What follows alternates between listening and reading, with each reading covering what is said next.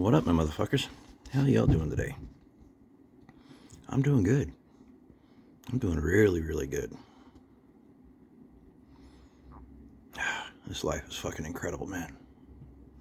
I wish I could just pull out what's up here and just lay it out there for you so you could see it. That's not the way it works. I gotta find a way to translate what I see and understand in a way that you can understand, and that is I'll get there. I will. It's one thing's interesting about me. If I set my mind to it, it's gonna be. So, first I want to talk about some of my ideas, some of my philosophies, and some of the things I say to you. Today I'm going to talk about love you always and forever. And I'm going to talk about weed worshiping. And I don't know, do some pothead pontificating. All right, so let's start with love you always and forever. Have you heard that before? Well, I made it up. And that's not hyperbole, it's not rhetoric. I sat down one day and I tried to find a phrase or play on words that I could make that was as sweet and as endearing as something I had heard from my brother and sister, Gary and Becky. I don't remember what it was they said, but they had developed this little catchphrase between the two of them that I thought was just the cutest thing ever. And I wanted my wife and I to have a way to do that. And I came up with love you always and forever. I like it for a lot of reasons. The love I give, I offer to everyone freely without reservation. It doesn't mean I like you. I might even hate you. You still have my love. And always and forever, I'm using always as kind of a twist. It really should be always. Two separate words, but I like using the word always instead. But I do mean that in the two-word sense. I love you always. That's ways I could express my love to you. I'm down for it, where appropriate. Different love for different people and all that. Forever, that's just a measurement of time. So I love you always and forever. It's a catchphrase, LYAAF. It's important to me. One of the best moments of my life happened many years ago, and unfortunately I was in an absolute shit place with my ex. At the time I was working in Big Al's in Beaverton, driving 10 hours a week, putting in 45 plus, and being told I wasn't doing enough by a woman who was laying on her ass selling drugs. And that was pretty much 20 years of my life, was listening to a woman not doing shit, telling me I wasn't doing enough to help her. Irony was always lost on her. And I know a lot of people will tell you, oh, she did so much. Oh, she did so much. No, she didn't. What she did is she would volunteer for a lot of shit. And then she would send her little troop out to take care of shit while she went home and took a nap. And so she would put in like 15 to 20 hours of effort a week and tell me that she was doing me more than me, putting in 40 plus every week. It was fucking insane. Like, I had to do my own laundry, pack my own lunches.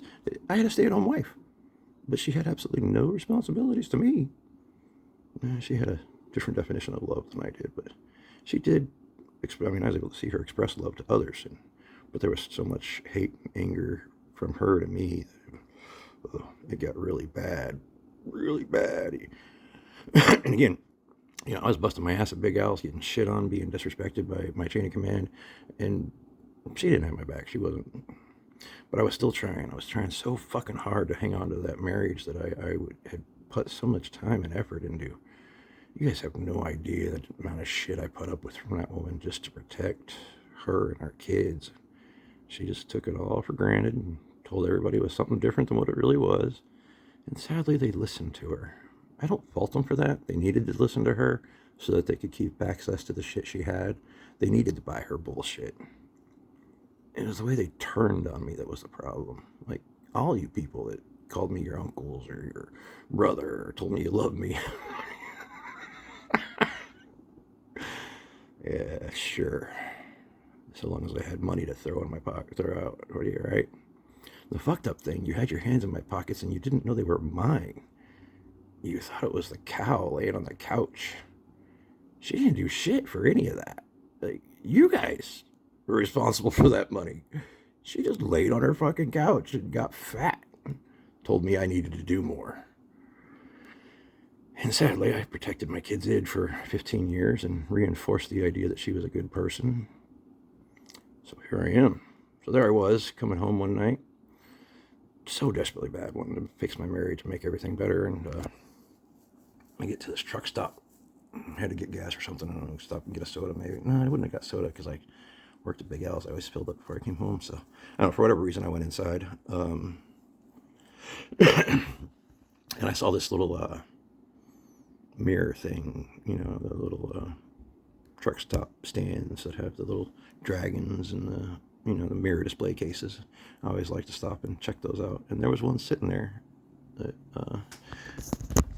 just blew me away. I think I still got it around here somewhere.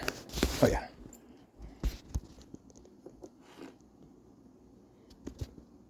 I love you always and forever. So I fucking snatched that up. Didn't really have the money for it, but you know, whatever. I thought it was really important. Brought it home, gave it to the wife. She didn't give a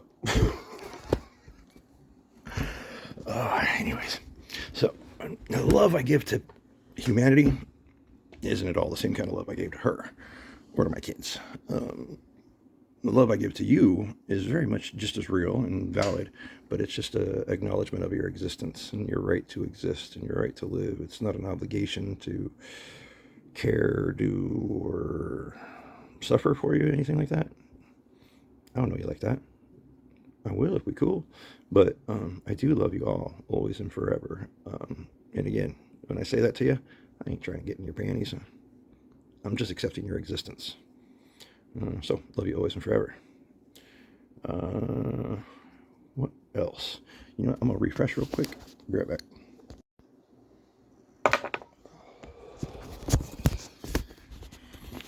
All right. Part 2. Weed worship. What is that? What do I mean when I say weed worship?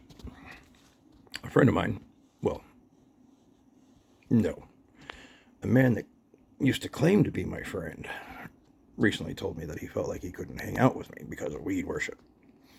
Because apparently he thought that means he would have to smoke weed to be around me. Stupid people often don't listen to what you're saying. To each their own. To be clear, weed worship in no way means that you need to smoke weed or that you should smoke weed or that I think everybody should smoke weed. Nope, nope, nope, nope. Weed worship means I, Randy Lee Giles Jr., aka Deception Online, found my relationship with God through smoking weed. That's it. That's all it means. That's all I'm saying. I worship God by smoking weed. Fuck you if you disagree. I really don't care. Read the Constitution, son. I can worship however I want. I encourage you to try to prove me wrong. Go ahead, try to prove my God wrong. I fucking beg you. I'm not offering you any proof. I have no need to offer you proof of my faith. My faith is my faith. And that by definition requires an absence of proof. Atheist, I love you. I seriously do. I understand how you feel about the Pharisees and their books. And to be clear, I reject the Satan. God, no doubt in my mind that God is real. We just misunderstand what that means. And you misunderstand what I'm saying. You hear me say God, and you think I'm talking about some magical sky daddy that created this test for us all. And fuck off. I saw through that bullshit when I was 4, and I got no patience for it.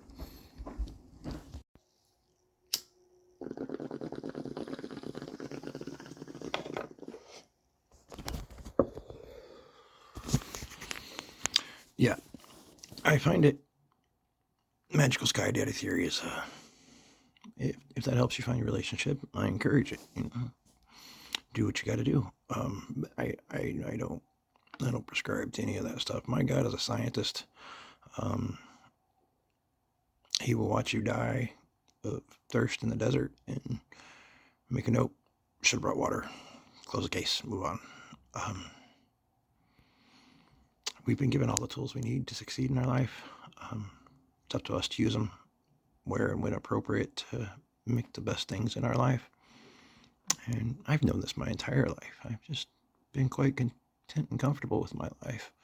I've never needed wealth, fame, or material things. I only wanted people who cared about me and respected me and loved me and wanted to be around me. And, well, here I am. So, Kuna Matata.